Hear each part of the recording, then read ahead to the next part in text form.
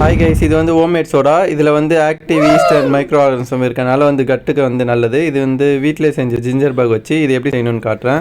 First இதுக்கு வந்து நாங்கள் ஜிஞ்சர் பக் கொஞ்சம் எடுத்துக்கிறோம்.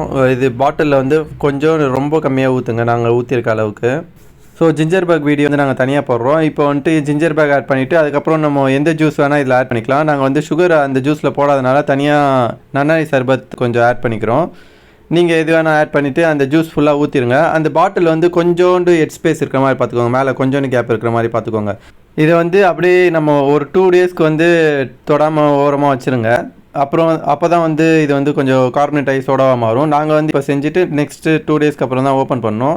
2 டேஸ்க்கு ஃப்ரிட்ஜில் வைக்க வேணாம், நார்மலாக எங்கே வேணால் வைங்க. தென் ஓப்பன் பண்ணுறதுக்கு கொஞ்ச நேரத்துக்கு முன்னாடி வேணால் ஃப்ரிட்ஜில் வச்சுட்டு அதுக்கப்புறம் நீங்கள் ஓப்பன் பண்ணி பாருங்கள். அது இப்போ வந்து இந்த கார்பனேஷன் கம்மியாகும். இந்த மாதிரி நிறைய வீடியோஸ் பார்க்கணுன்னா இந்த சேனல் சப்ஸ்கிரைப் பண்ணிக்கோங்க கைஸ். தேங்க்யூ.